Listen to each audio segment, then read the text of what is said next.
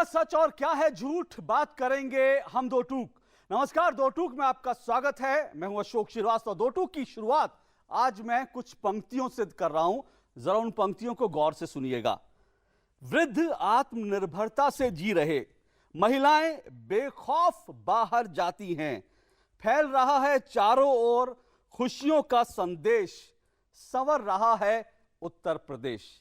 जी नहीं, ये पंक्तियां मेरी नहीं बल्कि उत्तर प्रदेश सरकार के विज्ञापन की हैं, जो इन दिनों खूब धड़ल्ले से आप देख रहे होंगे टेलीविजन चैनल्स पे और साथ साथ अखबारों में, जिसमें यह दावा किया जा रहा है कि उत्तर प्रदेश में महिलाएं बेखौफ सड़क पर निकलती हैं, बेखौफ घूमती हैं। लेकिन बुलंदशहर में जो हुआ उसने उत्तर प्रदेश सरकार के और मुख्यमंत्री अखिलेश यादव के तमाम दावों को धोकर रख दिया है। उत्तर प्रदेश में जो कुछ हुआ वो वास्तव में शर्मनाक है, घिनौना है और उत्तर प्रदेश की कानून व्यवस्था को लेकर कई सवाल हमारे सामने उठाता है। आज दो टूक में उन्हीं सवालों पर हम बात करेंगे कि क्या उत्तर प्रदेश उत्तम प्रदेश बन रहा है या फिर उत्तर प्रदेश अभी भी अपराध का प्रदेश बना हुआ है। यही सवाल आज हम दो टूक में उठाएंगे और ये सवाल हम जो उठाएंगे उसके इर्द गिर्द जो हम बात करेंगे उससे जुड़ी हुई हमारी एक रिपोर्ट है। पहले उस रिपोर्ट पर नजर डाल लेते हैं। मुख्यमंत्री अखिलेश यादव की पहल महिलाओं को सशक्त बनाने, महिलाओं को सुरक्षित महसूस कराने और राज्य की बेहतरीन कानून व्यवस्था का दावा करने वाले उत्तर प्रदेश सरकार के ऐसे कई विज्ञापन इन दिनों टेलीविजन चैनलों पर धड़ल्ले से चल रहे हैं। अखबार पटे पड़े हैं, लेकिन बुलंदशहर में एक परिवार के साथ लूटपाट और मां बेटी के साथ बलात्कार की शर्मनाक घटना ने उत्तर प्रदेश के उत्तम प्रदेश बनने के दावों की धज्जियां उड़ा दी हैं। हालांकि मुख्यमंत्री अखिलेश यादव ने आनन फानन में बुलंदशहर के कई बड़े पुलिस अधिकारियों को निलंबित कर दिया और साथ ही ये चेतावनी भी दे दी कि अगर 24 घंटे में पुलिस ने मामला नहीं सुलझाया तो वो पुलिस महकमे के सभी आला अधिकारियों को बदल देंगे। अखिलेश यादव ने ये कार्रवाई तब की जबकि खुद राज्य के डीजीपी ने प्रेस कॉन्फ्रेंस करके ये दावा किया कि पुलिस ने कोई लापरवाही नहीं बरती। दरअसल मुख्यमंत्री ने जो फुर्ती दिखाई उसके पीछे राज्य सरकार की हड़बड़ाहट साफ दिखती है। राज्य में इसी साल विधानसभा चुनाव होने हैं और चुनावों से पहले अपनी सरकार की छवि चमकाने के लिए मुख्यमंत्री अखिलेश यादव ने विज्ञापनों के जरिए बड़ी मुहिम शुरू की है। पर बुलंदशहर की घटना ने एक बार फिर ये साफ कर दिया कि उत्तर प्रदेश की असलियत विज्ञापनों से कितनी अलग है। वैसे ये कोई पहला और अकेला मामला नहीं है। अपराध के तमाम आंकड़े और 2 महीने पहले ही मथुरा के जवाहर बाग में जो कुछ हुआ वो ये समझने के लिए काफी है कि उत्तर प्रदेश दरअसल उत्तम प्रदेश नहीं बल्कि अपराध प्रदेश बना हुआ है। तो हमारी रिपोर्ट थी और आज दो टूक में जो 2 बड़े सवाल हम उठाएंगे, जिनके इर्द गिर्द इस पूरी चर्चा को समेटेंगे, वो 2 सवाल आपके टेलीविजन स्क्रीन पर आ रहे हैं। हमारा आज का पहला सवाल आपकी टेलीविजन स्क्रीन पर, क्या बेखौफ हो गए हैं उत्तर प्रदेश में अपराधी? क्योंकि बुलंदशहर में जो कुछ हुआ वो यही दिखाता है कि अपराधियों के मन में जरा भी खौफ नहीं था और वो बेखौफ होकर उत्तर प्रदेश में घूमते रहे, अपराध करते रहे और उन्हें पुलिस का, कानून व्यवस्था का कोई डर नहीं था। तो हमारा पहला सवाल यही है कि क्या उत्तर प्रदेश में बेखौफ है अपराधी और हैं तो क्यों? और हमारा आज का दूसरा सवाल आपकी टेलीविजन स्क्रीन पर, क्या बुलंदशहर बलात्कार कांड ने उत्तर प्रदेश की कानून व्यवस्था पर मुख्यमंत्री अखिलेश यादव के दावों की पोल खोल दी है? ये हमारे आज के 2 बड़े सवाल हैं जिन पर हम चर्चा करेंगे। और हमारे साथ जो मेहमान जुड़ रहे हैं, दिल्ली स्टूडियो में हमारे साथ 3 मेहमान जुड़े हुए हैं और लखनऊ में हमारे साथ एक मेहमान है। परिचय करा दूं, दिल्ली स्टूडियो से शुरुआत करते हैं। हमारे साथ श्याम जाजू जी हैं। श्याम जाजू जी बीजेपी के राष्ट्रीय उपाध्यक्ष है, बीजेपी के राष्ट्रीय उपाध्यक्ष श्याम जाजू जी हमारे साथ हैं।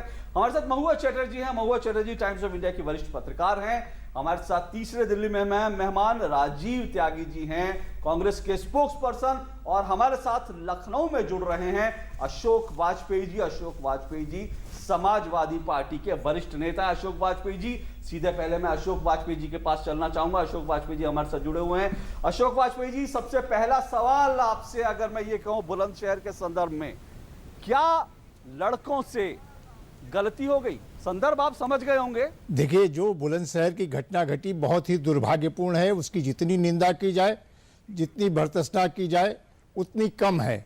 लेकिन उसके साथ ही आपको ये भी देखना होगा कि घटना के तत्काल बाद जिस तत्परता के साथ, जिस तात्कालिकता के साथ उत्तर प्रदेश सरकार ने उसमें कार्यवाही किया, प्रशासन ने जो अधिकारियों की शिथिलता थी उनको निलंबित कर दिया गया। यहाँ तक इतने वरिष्ठ अधिकारियों के विरुद्ध कार्यवाही करने में 1 मिनट का भी विलंब नहीं किया गया और पुलिस को निर्देश दिए गए। मुख्यमंत्री जी ने स्वयं इसका सारे मामले की मॉनिटरिंग की है। 24 घंटे के अंदर अभियुक्तों को जेल के शिक्षों में ले जाने का दायित्व पुलिस को सौंपा है। मैं समझता हूं कि देश के इतिहास में किसी भी घटना पर इतनी तात्कालिक कार्रवाई कभी नहीं हुई होगी। बिल्कुल ठीक है, जिस तात्कालिकता के साथ, जिस तत्परता के साथ उत्तर प्रदेश सरकार ने बुलंदशहर की घटना पर कार्रवाई की है। जी नहीं, आप बिल्कुल ठीक कह रहे हैं अशोक वाजपेयी जी। इसका जिक्र मैंने अपने रिपोर्ट में भी किया, लेकिन दावे के साथ कहता हूं कि इसमें कोई भी अभियुक्त बचने नहीं पाएगा।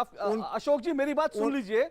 आपने जो कार्रवाई की, जो तत्काल त्वरित कार्रवाई हुई, वो बात ठीक है, वो हम देख रहे हैं, सुन रहे हैं। लेकिन दो बातें यहां पर, जो कार्रवाई हो रही है उसके पीछे हड़बड़ाहट दिखती है, चिंता दिखाई देती है, क्योंकि जाहिर तौर से विधानसभा चुनाव सामने हैं, कानून व्यवस्था का सवाल उठ गया तो आपको जवाब देना भारी पड़ जाएगा। लेकिन दूसरी बात, जो महत्वपूर्ण बात है, वो ये है कि ये जो सारी कार्रवाई हो रही है, ये एक राजनीतिक संदेश देने के लिए हो रही है। अगर आप गौर से देखेंगे तो मीडिया जब उस घटना के बाद गया, तब भी वहां पर जो है एक सोने की चेन मिली मीडिया को, और वहां पर जो है महिला का पर्स मिला। ये सारी चीजें थी जो दिखाती हैं कि उत्तर प्रदेश के पुलिस मॉडर्नाइजेशन के जो दावे आप कर रहे थे, वो दावे दरअसल पूरी तरह से खोखले हैं।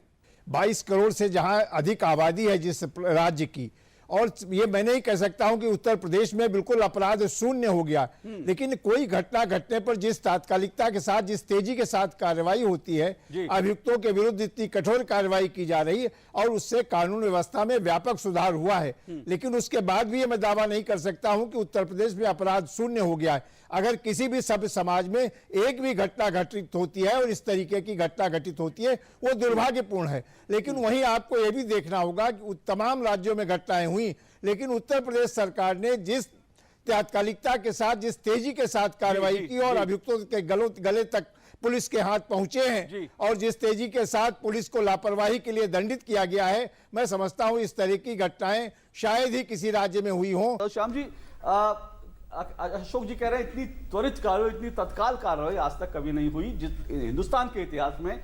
फिर भी आप मुख्यमंत्री का इस्तीफा मांग रहे हैं, संसद में भाजपा की तरफ से मामला उठाया गया, मुख्यमंत्री का इस्तीफा मांगा गया। क्या ये राजनीतिकरण है आपकी तरफ से, क्योंकि आपको भी लगता है विधानसभा चुनाव ज्यादा दूर नहीं है तो इसका फायदा उठाएगा? अशोक जी का बयान हमने सुना है, इतना हास्यास्पद बयान कि हमने कितने जल्दी कार्रवाई की और लोगों को हम अरेस्ट कर रहे हैं, हम जुडिशियल कार्रवाई तुरंत कर रहे हैं। मेरा अशोक जी को सवाल है, ये क्या पहली बार हो रहा है उत्तर प्रदेश में? ये कितनी घटना है? मार्च 2015 के बाद बलात्कार की घटना 2752 घटनाएं रजिस्टर हुई है। अनरजिस्टर्ड घटना, जो कानून व्यवस्था उत्तर प्रदेश में जिस प्रकार से काम कर रही है, कई एफआईआर तक दाखिल तक नहीं होती है। हत्याओं की घटना 1246 घटनाएं हुई है, यानी एक नहीं दूसरी नहीं। ये भी घटना में जो बुलंदशहर के 2 किलोमीटर के पास, शहर के पास हाईवे पर इस प्रकार की दर्दनाक शर्मनाक घटना होती है, और उसके बाद वापस हमने कैसे कार्रवाई की? अरे इतनी घटनाएं क्यों हो रही है? उत्तर प्रदेश में कानून व्यवस्था क्या काम कर रही है? महिलाओं की क्या व्यवस्था है? सुरक्षितता के क्या हाल है? और लोग एफआईआर तक दाखिल नहीं कर सकते क्योंकि पुलिस संरक्षण में ये सब काम हो रहा है। आपसे आप संतुष्ट नहीं है जो कार्रवाई हुई, आप और कुछ और भी चाहते हैं? इसके अलावा आप क्या चाहते हैं? दरअसल सवाल अब कितना किस प्रकार की कार्रवाई होती है वो हम देखेंगे, पर इतने बड़े पैमाने पे उत्तर प्रदेश का नंबर 1 क्यों लगता है? किडनैपिंग में लगता है, बच्चों की असुरक्षितता है, महिलाएं असुरक्षित है, वहां गुंडागर्दी चल रही है, हत्याएं हो रही है, ये सब बातों का कौन जवाब देगा? कौन जवाब देगा? राजीव जी, आप जोड़ना चाहते थे इस बात में, लेकिन साथ साथ मैं आपसे भी, क्योंकि आपकी तरफ से, आपकी पार्टी की तरफ से भी कहा गया कि भाई अपराधी वहां पर मस्त हैं, सरकार जो है पस्त है, तो इस तरह के बयान आप भी उत्तर प्रदेश में रिवाइव करने की ओर बढ़ रहे हैं, शायद इसलिए ये राजनीति हो रही है क्या? नहीं, देखिए, औरत की अस्मिता को लेकर के और उसके सम्मान को लेकर के कोई भी राजनीतिक दल अगर राजनीति करता है तो ये दुखद है। मैं एक बात कहना चाहूँगा, भारतीय जनता पार्टी के मेरे मित्र ने कहा कि उत्तर प्रदेश के लोग चीफ मिनिस्टर को इस्तीफा देना चाहिए, फिर तो मध्य प्रदेश और राजस्थान के चीफ मिनिस्टर को इस्तीफा देना चाहिए। आपकी तरफ से ही मांगा गया, सुनिए, नेताओं ने भी लखनऊ में मांगा है। मैं जवाब दे रहा हूँ। इस्तीफे की राजनीति बंद होनी चाहिए। सवाल ये है कि इस तरह के क्राइम क्यों हो रहे हैं, इस पे बहस होनी चाहिए। ठीक है, एक मिनट आप आगे बढ़े।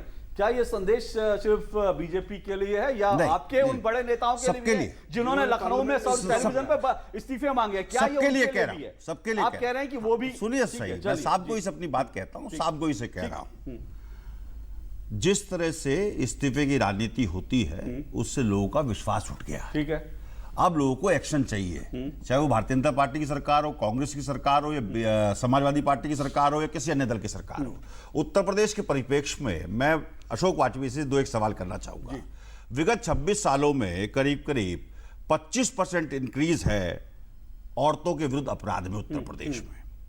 63% इंक्रीज है इन 2 सालों में, 13-14, 14-15 और 15-16, 63% इंक्रीज औरतों के विरुद्ध अपराध हो रहे हैं। और एसिड अटैक के मामले में अशोक जी दुरुस्त कर लें अपने आप को, पूरे देश का 30.7% एसिड अटैक जो हो रहा है औरतों पे वो उत्तर प्रदेश में हो रहा है। ठीक है। और 2014 में करीब करीब 43 केस हुए थे। एनसीआरबी के आंकड़ों के हिसाब से 12% हीनियस क्राइम उत्तर प्रदेश से आ रहा है। ये कहते हैं कि 22 करोड़ का प्रदेश है। भाई 22 करोड़ का प्रदेश, जब आपने वोट लिए थे तब पता नहीं था आपको 22 करोड़ का प्रदेश होगा।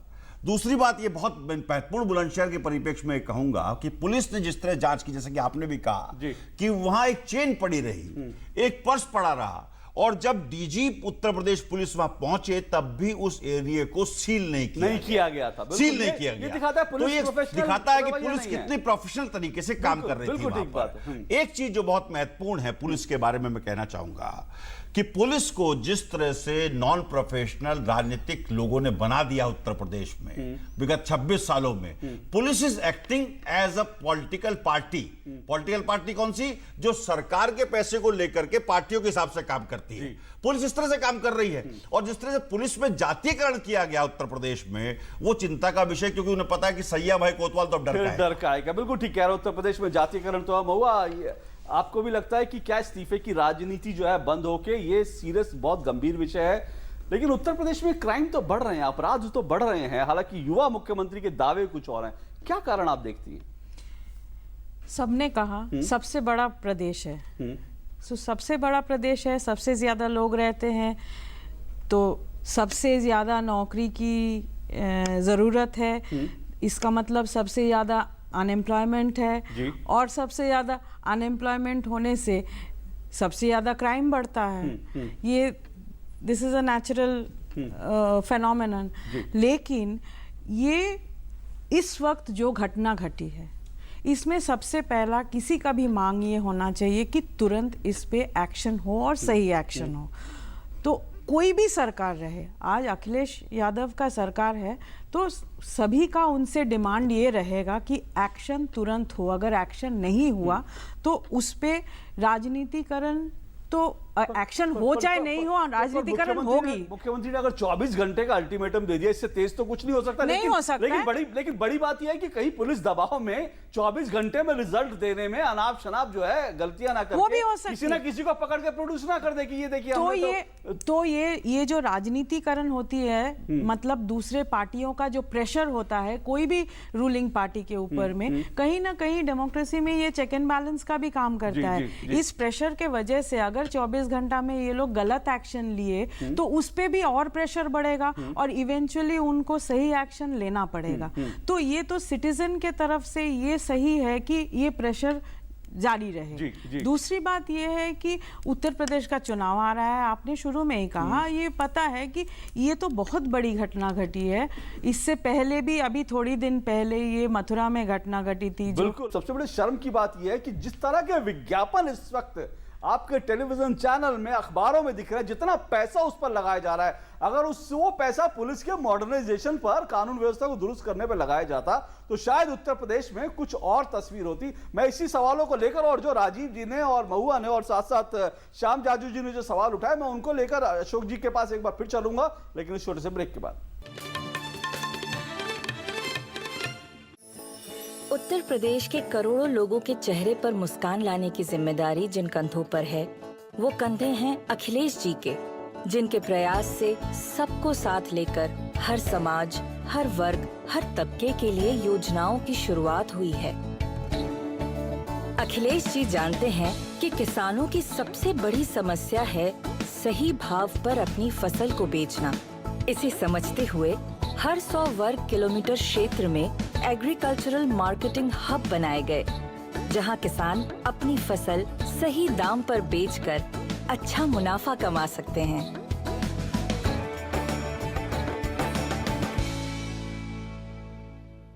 अरे पापा, कूलर में मच्छर की फैक्ट्री डाले लाए क्या? ड्रम, कूलर, गमले, पक्षियों के बर्तन वगैरह को हर हफ्ते साफ करने का। टायर, प्लास्टिक के कप, ग्लास, नारियल के खोल में पानी जमा न होने दे। डेंगू और चिकुनगुनिया का मच्छर साफ पानी में पनपता है। मच्छर के काटने से बचे। बुखार हो तो पैरासीटामोल लेने का, एस्प्रिन नहीं। पर भाई ये बीमारी का पता कैसे चलेगा भाई? सीधा है रे, बदन दर्द, सर दर्द, तेज बुखार, थकावट, बदन पे दाने निकले तो मतलब डॉक्टर को मिलने का, खुद डॉक्टर नहीं बनने का, समझा? वाह भाई, आप तो सचमुच के MBBS हो भाई। People think techies are chained to their desks. Not me. I run UAVs. You know, drones. I have to say, it's pretty awesome. I grew up playing video games. And who would have thought that'll help me defend my country? Not my mom at least. We get there first and see what's around the corner so that there are no surprises for the rest of the team. We go everywhere, working with the latest and the best technology. But no Facebook. We are India's most exciting workplace and we are making you an offer. The Indian Army. Live a life less ordinary. जन्म से लेकर 5 साल तक की उम्र के बच्चों को 7 बार टीकाकरण के लिए लेकर जाना है। 7 बार में से एक भी छूटना नहीं चाहिए। ये जिम्मेदारी हम सबकी है। ये जो बीच के टीके भूल जाते हैं ना, ये देखिए अच्छी बात नहीं है। सारे टीके समय से लगेंगे, तभी जानलेवा बीमारियों से बच्चों को सुरक्षा मिलेगी। 5 साल 7 बार छूटे ना टीका एक भी बार। मुथूट फाइनेंस, भारत का नंबर 1 भरोसेमंद फाइनेंस डाइवर्सिफाइड ब्रांड, जो आपको देता है भारत का सबसे बढ़िया गोल्ड लोन, यानी सबसे बढ़िया ब्याज दर, सबसे अधिक लोन राशि, घर बैठे ऑनलाइन गोल्ड लोन की सुविधा, ऑनलाइन इंटरेस्ट का भुगतान करें, कॉल करें 1800-120-2838। दो टूक में आपका एक बार फिर स्वागत है। आज हम उत्तर प्रदेश की कानून व्यवस्था को लेकर बात कर रहे हैं और उत्तर प्रदेश में क्या अपराधी बेखौफ हो गए हैं, कानून व्यवस्था की स्थिति इस तरह की जो दिख रही है, क्या उसके पीछे ये कारण है? बुलंदशहर में जो कुछ हुआ वो शर्मनाक है। कुछ विशेषज्ञों का यह भी कहना है कि बुलंदशहर में जो कुछ हुआ, इस तरह के अपराध उत्तर प्रदेश में या देश के अन्य हिस्सों में भी और भी ज्यादा होते हैं। उत्तर प्रदेश में इस तरह से एक संगठित गिरोह इस तरह के अपराध करता है, लेकिन बहुत से लोग डर के मारे या किसी शर्म के कारण जो है पुलिस की रिपोर्ट दर्ज नहीं करवाते। और इसलिए इस परिवार को शाबाशी भी दी जानी चाहिए कि यह परिवार, पीड़ित परिवार सामने आया और इसने यह सवाल उठाया। हमारे साथ जो मेहमान जुड़े हुए हैं, श्याम जाजू हमारे साथ बीजेपी से जुड़े हुए हैं, हमारे साथ इसके अलावा राजीव त्यागी कांग्रेस से जुड़े हुए, महुआ चटर्जी हमारे साथ जुड़ी, वरिष्ठ पत्रकार, और लखनऊ से हमारे साथ अशोक वाजपेयी जी जुड़े हुए। अशोक जी, आपके पास एक बार फिर से मैं सीधा आ रहा हूं। अशोक जी, जो यहां सवाल उठाए गए कि जिस तरह से, मैं 2 सवाल, एक तो आप हर सरकार को हक है कि ठीक है अपनी बात को प्रचारित करे, अपने जो उसने काम किया उसको प्रचारित करे, पर जिस तरह से आज उत्तर प्रदेश के विज्ञापन आ रहे हैं वो जमीनी असलियत नहीं कहते। और जो बुलंदशहर में हुआ, कम से कम उसका एक मैसेज तो साफ है कि अपराधियों को पुलिस का, कानून व्यवस्था का कोई खौफ नहीं है। देखिए अशोक जी, मैंने पहले ही कहा कि यह घटना बहुत ही दुर्भाग्यपूर्ण है जी। भाई किसी भी सभ्य समाज में इस तरह की घटना को कोई स्थान नहीं है जहां महिलाओं का सम्मान सुरक्षित न हो, महिलाओं की इज्जत सुरक्षित। लेकिन हमारे जो भारतीय जनता पार्टी के मित्र हैं, उन्होंने इस्तीफा की बात की, इस्तीफा मांगने लगे भारतीय जनता पार्टी के लोग मुख्यमंत्री जी का। मैं उनसे पूछना चाहता हूं, कई राज्यों में उनकी सरकारें हैं, क्या वो अपराध शून्य राज्य हैं? क्या वो अपराध की घटनाएं नहीं घटित हो रही? कितने उनके मुख्यमंत्रियों ने अब घटना घटित होने पर इस्तीफा देने का काम किया? मैं समझता हूं मध्य प्रदेश में व्यापम घोटाला जैसा घोटाला, राजस्थान में इतना बड़ा घोटाला, इतनी बड़ी बड़ी घटनाएं होने के बाद इनके कितने मुख्यमंत्रियों ने इस्तीफा दिया? केवल राजनीति किसी घटना के ऊपर करना मैं शोभा नहीं देता इतनी बड़ी, क्योंकि आपकी भी पार्टी दिल्ली देश में सरकार है, भारतीय जनता पार्टी की। आप जी ये कह रहे हैं कि भाई इस्तीफे की बात आप करके राजनीतिकरण कर रहे हैं, आपके जो शासित राज्य है वहां पर भी इस तरह के क्राइम होते हैं। इतना हास्यास्पद बयान मैं यहाँ पर देख रहा हूँ। क्यों? उत्तर प्रदेश का कानूनी गैर व्यवस्था, वहां की जो लॉ व्यवस्था पूरी फेल हो चुकी है, इसमें देश में नंबर 1 है। उसकी चिंता ना करते हुए इस प्रकार की घृणित घटना के बाद भी अपनी पार्टी की बात रखते समय दूसरे प्रदेशों की ओर उंगली उठाते समय पहले यह सोचना चाहिए सबसे ज्यादा क्राइम हमारे प्रदेश में क्यों हो रहा है। हमारे प्रदेश के पुलिस को भी इसका आश्वासन नहीं है कि वो सही रूप से अगर कुछ करना चाहे तो प्रदेश सरकार का दबाव है। प्रदेश सरकार के दबाव में पुलिस भी ठीक काम नहीं कर पा रही। पुलिस भी रूलिंग पार्टी का एक पार्ट बनकर वहां जिस प्रकार का काम कर रही है, जिस प्रकार की पुलिस की रिक्रूटमेंट हो रही है और जिस प्रकार की गुनहगारी का वहां पर जायजा लिया जाता है, उस पर रास्ता निकाला जाता है, इससे पूरे देश की जनता उत्तर प्रदेश में जाने के लिए भयभीत है। उत्तर प्रदेश से सबसे ज्यादा पलायन हो रहा है, उत्तर प्रदेश में बेकारी है, बेरोजगारी है, ये सब विषय जो गुनहगारी बढ़ाती है, इसके बारे में चिंतन छोड़ दिया। आपसे आप कह रहे हैं उत्तर प्रदेश नंबर 1 है अपराध के मामले में, इसलिए नैतिक रूप से ज्यादा जवाबदेही अखिलेश यादव की बनती है। कुछ जोड़ना चाह रहे राजीव जी? देखिए, मैंने शुरू में कहा था कि जो लोग बाग श्रेय लेने की कोशिश करते हैं, दूसरे का इस्तीफा मांगते हैं, पहले अपनी स्टेट्स देख लें। ये बात सही है कि मध्य प्रदेश में सबसे ज्यादा रेप है, उसके बाद नंबर 2 पे राजस्थान है, नंबर 3 पे रेप की वारदातें उत्तर प्रदेश। राजीव जी, आपने शुरुआत की इस नोट के साथ कि इस पर राजनीति नहीं होनी चाहिए, बिल्कुल नहीं होनी चाहिए, लेकिन एक मिनट नहीं, मैं आपको बोलने का इसलिए रोक रहा हूं, मेरी बात सुन लीजिए। मेरी आपत्ति की बात है, सवाल एक बार राजीव जी मेरी आपत्ति की सुन लीजिए, उसके बाद आप। मेरी आपत्ति है कि आपने इस बात से शुरू किया कि राजनीति नहीं होनी चाहिए, लेकिन आप उत्तर प्रदेश में जो अपराध हुआ, ठीक है, मैं तो कह रहा हूं मध्य प्रदेश में भी अपराध है, राजस्थान में भी अपराध है और बाकी राज्यों में भी है, लेकिन आप कंपैरिजन जो करने लगे, मैं उस बात पे आपत्ति जता रहा हूं कि राजनीति आप भी करने लगे। जब आप कंपैरिजन करते हैं, नहीं जी उत्तर प्रदेश तो दूसरे नंबर पर नहीं, पहले नंबर वाले इस्तीफा दे, ये छोड़ दीजिए। मेरा सिर्फ ये कहना है, क्राइम है, महिलाओं के खिलाफ अपराध के बहुत आंकड़े उत्तर प्रदेश के भयावह हैं और मैं उत्तर प्रदेश पर ये बात करना चाह रहा हूं क्योंकि बुलंदशहर में जो कुछ हुआ वो शर्मनाक है। जी, अब आप बोलिए। मेरा सवाल नहीं, मैं आपको एक बात बोले, आप बोलिए जी, बताइए जी। देखिए, आपने मुझे रोका, मेरा अभी भी ये स्टैंड है कि रेप होता है, चाहे एक व्यक्ति करे चाहे व्यक्ति करे, और रेप के आंकड़ों में मध्य प्रदेश टॉप पे, जहां भारतीय जनता पार्टी की सरकार है। दूसरी बात, उत्तर प्रदेश में मैं आता हूं, उत्तर प्रदेश में या पूरे देश में जो माहौल है आज की डेट में, वो माहौल किस लिए है?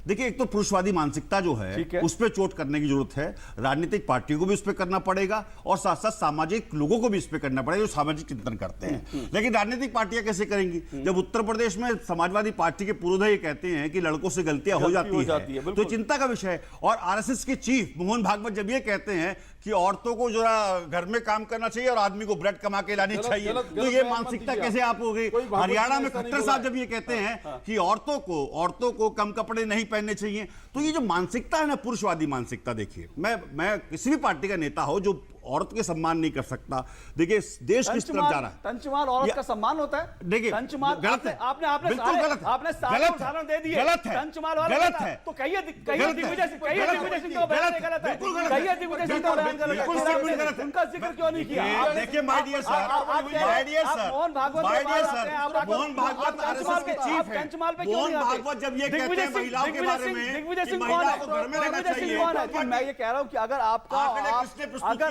आपकी सरकार, अगर केंद्र की आपकी सरकार को उन्होंने चलाया, उसका एहसान आप उतारना चाहते हैं तो एक अलग बात है, लेकिन आपने जो कहा, चलिए मैं आपको उत्तर प्रदेश को लेके आंकड़े किसने प्रस्तुत किए सबसे पहले? मैं उनसे जवाब ले रहा हूं ना, जवाब दिलवाइए, मैं उनसे जवाब ले रहा हूं, मैं उनसे जवाब ले रहा हूं। नहीं, मैं भारतीय जनता पार्टी से, आप भारतीय जनता पार्टी से जवाब दे। भारतीय बहुत हुआ नारी पे वार, अब की बार मोदी सरकार, सुनिए नारी पे वार, अब की बार मोदी सरकार। राजीव जी, आपको मंच मिला, इसका मतलब ये नहीं है कि आप, नहीं, राजीव जी, ये मतलब नहीं है कि आप इस बहस को जो है बाकी, मैं अभी जो राजीव जी इस प्रोग्राम में आप पहली बार नहीं आ रहे, राजीव जी इस प्रोग्राम में आप पहली बार नहीं आ रहे और आपको पूरा मौका देता हूं, लेकिन जो विषय उस विषय पर रहिए ना, आप विषय पर रहिए। एक मिनट रुकिए, आप विषय पर रहिए ना, आप विषय पर रहिए। उत्तर प्रदेश में बात कीजिए। अगर आप समाजवादी पार्टी का कोई एहसान उतारना चाहते हैं तो आप इस कार्यक्रम में मत उतारिए। जी चलिए, अशोक जी, जो सवाल राजीव जी ने कहा और जो मैं उसमें पहले भी जोड़ चुका हूं कि उत्तर प्रदेश में अपराधी बेखौफ हो गए हैं, उसको लेकर आपके पास क्या? क्योंकि सही बात है कि अगर आपकी पार्टी के शीर्षस्थ नेता अगर ये एक रेप पर बयान देते हैं कि भैया लड़कों से गलती हो गई, तो राज्य में तो ये आंकड़े सामने आएंगे ही। फिर गलतियां तो होंगी ही। देखिए, किसी बात को तोड़ मरोड़ के पेश करना मैं नहीं समझता हूं कि यह स्वस्थ पत्रकारिता का कोई वो। जहां तक सवाल है उत्तर प्रदेश में कानून व्यवस्था का, मैंने कहा कि कानून व्यवस्था के लिए सरकार ने जिस तरह से पुलिस को वेल इक्विप्ड किया है, जितने संसाधन उत्तर प्रदेश पुलिस को दिए हैं, 1090 महिलाओं की सुरक्षा के लिए अलग से एक जारी किया गया है। 100 नंबर डायल करके कभी कहीं कोई घटना होती तत्काल पुलिस वहां पहुंचती है। पूरी पुलिस व्यवस्था को जितना चुस्त दुरुस्त और चौकस करने का प्रयास हो सकता है वो किया जा रहा है। देखो, एक मिनट, आरोप तो प्रदेश की जनता लगा रही है, हम नहीं लगा रहे, लेकिन जो सवाल जो है, आप सवाल सुन लीजिए, जो राजीव जी का सवाल है उसके बाद जवाब दे। राजीव जी, मेरा सवाल सीधा सीधा एक है कि जब रेप की वारदात कवर करने पत्रकार पहुंचते हैं तो मुख्यमंत्री ये कहते हैं एक महिला पत्रकार से, आप तो सुरक्षित हो ना। ये मानसिकता ठीक है क्या महिला के प्रति? नंबर एक। नंबर दो, एसिड अटैक के मामले में उत्तर प्रदेश नंबर 1 पे है।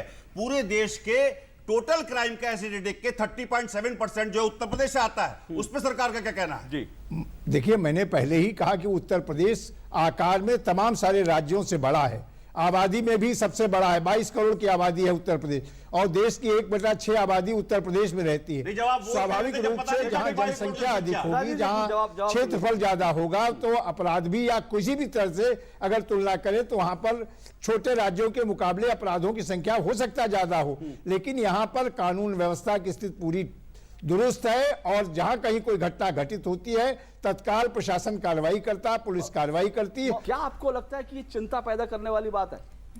बिल्कुल ही, बहुत ही चिंता पैदा करने वाली बात ये इसलिए है कि क्योंकि ये पंक्तियां जो आपने पढ़ा शुरू में, जो विज्ञापन में दिए गए हैं, वो किस लिए दिए गए कि आप और लोगों के मन में ये बात है कि औरत सुरक्षित नहीं है, क्राइम ज्यादा है, उसको काउंटर करने के लिए ही तो आप विज्ञापन देते हैं ना। जब कोई पॉलिटिकल पार्टी कोई लाइन को लेके कैंपेन करते हैं तो उससे पहले रिसर्च करके पता कर लेते हैं कि लोगों को किस मुद्दे पे उनका क्वेश्चन का जवाब देना चाहिए, उसी हिसाब से विज्ञापन का लाइन तैयार होती है। तो ये तो और ऑब्वियस है कि बड़े शर्म की बात यह है कि जिस अखबार में ये विज्ञापन छपा था उसके बगल में जो हेडलाइन थी वो ये थी कि लखनऊ में सुबह से लेकर रात तक महिलाओं की 7 चेन झपटने की घटनाएं हुई। 7 एक दिन में 7 घटनाएं हुई।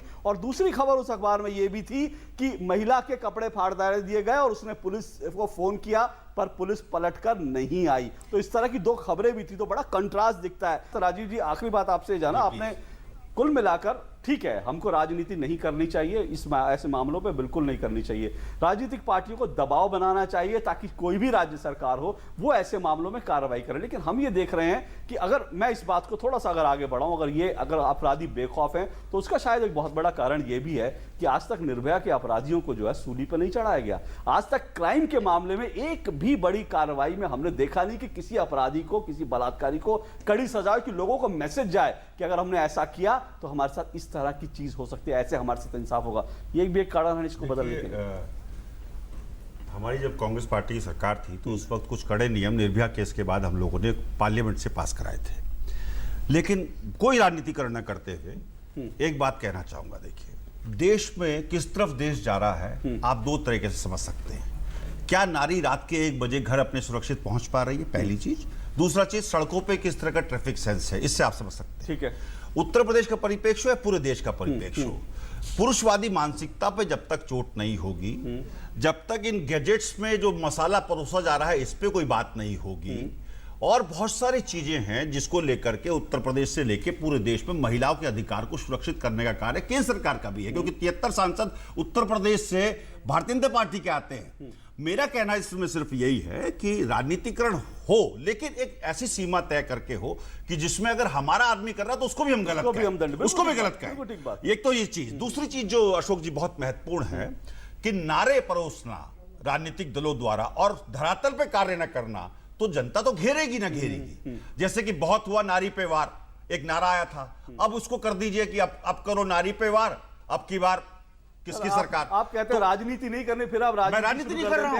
मैं आपको राजनीति नहीं कर रहा हूं। आपने उत्तर प्रदेश के संदर्भ में आपने बात की, तो मैं यहां पर एक बात और याद दिला दूं कि शाहबानो भी एक गरीब महिला थी जिसके साथ आपकी पार्टी ने जो किया, उत्तर प्रदेश की महिला थी उसके साथ जो शाहबानो के साथ किया, एक बात वो भी बहुत बड़ा अच्छी लगी शर्मनाक मुझे। है, वो लोग आज भी लास्ट याद सेंटेंस करते हैं। बोल दूं तो मैं। इसलिए मैं एक लास्ट सेंटेंस बोल दूं। राजनीति मत कीजिए, मुझे आप- राजनीति करेंगे तो आपके दामन में भी दाग जो है वो जनता को दिख जाएंगे। मुझे लास्ट सेंटेंस कह दूंगा। अपने गिरेबान में तो झांक झांके के देखने मोदी की सरकार। आदत ना होने से देश ने कांग्रेस को मुक्त कर दिया। देश में अरे गिने ये चुने बताइए राज्यों भी में आप क्या सरकार करेंगे? बनी है। छोड़िए। इसलिए इस प्रकार की बातें जो अपने पार्टी के टाइम जो अपना परफॉर्मेंस रहा, अपने नेताओं के जिससे हल्के बयान रहे, इस पर क्या कार्रवाई की अपनी पार्टी ने? उसके बारे में मोहन भागवत जी का बयान याद है?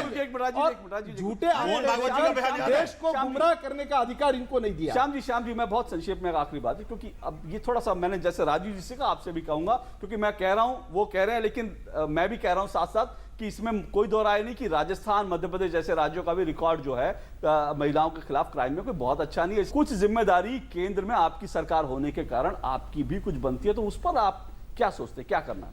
ये तो सही बात है कि महिलाओं की सुरक्षितता, देश की कानून व्यवस्था, ये सब विषय राजनीति के ऊपर उठकर होने चाहिए।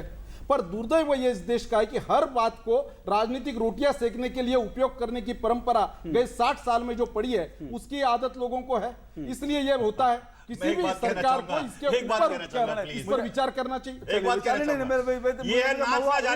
कहना चाहती है कुछ, लेकिन जब एक महिलाओं की बात हुई तो महिला से मैं खत्म एक लाइन कि हमेशा ये बीजेपी वर्सेस कांग्रेस ही चलता रहेगा, क्रिमिनल एक्ट्स भी चलते रहेंगे, लेकिन तब तक कुछ नहीं सुधरेगा जब तक आप और ज्यादा महिलाओं को डिसीजन मेकिंग जगह पे नहीं लेके आइएगा आप, और इसके लिए कोई भी पार्टी राजी नहीं है। दुर्भाग्य की बात है, उत्तर प्रदेश में जो कुछ हुआ ये सिर्फ उत्तर प्रदेश के लिए नहीं, बाकी राज्यों के लिए भी सबक है। लेकिन साथ साथ ये जरूर कहेंगे, अशोक वाजपेयी जी हमारे साथ जुड़े हुए हैं, बहुत बहुत शुक्रिया आपका, लेकिन फिर भी कहेंगे कि इस मुद्दे पर जो आपने तत्परता दिखाई है वो एक राजनीतिक संदेश ना हो बल्कि एक प्रशासनिक संदेश हो, और उत्तर प्रदेश में महिलाएं सुरक्षित खुद को महसूस करें। इसके लिए आपको कमर कसनी पड़ेगी। अभी कम से कम 6-8 महीने आपकी सरकार है, उन 6-8 महीनों में ही अगर उत्तर प्रदेश में महिलाएं सुरक्षित महसूस करेंगी तो कम से कम जो है ये लोगों के ऊपर बड़ा एहसान होगा उत्तर प्रदेश की जनता पर। इन्हीं शब्दों के साथ बहुत बहुत शुक्रिया आपका हमारे साथ। तो आप अशोक वाजपेयी जी जुड़े, श्याम जी और महुआ और राजीव जी आप भी जुड़े, उसका बहुत बहुत शुक्रिया। तो महिलाओं के खिलाफ अपराध जिस तरह से उत्तर प्रदेश में हो या किसी भी राज्य में हो वो वास्तव में शर्मनाक है, और हमको अब सोचना पड़ेगा कि इन अपराधों को कम करने के लिए क्या करना चाहिए। मानसिकता बदलने की जरूरत भी है, लेकिन साथ साथ कानून का एक कड़ा संदेश भी जाना चाहिए और पुलिस का राजनीतिकरण बंद होना चाहिए। उत्तर प्रदेश की बात हो रही है, लेकिन साथ साथ हम इस संदर्भ में कहेंगे कि ये बात पूरे देश पर भी लागू होती है। बहुत बहुत शुक्रिया आप सबका, और दो टूक में आज बस इतना ही। आपसे फिर मुलाकात होगी, फिलहाल इजाजत दीजिए, नमस्कार।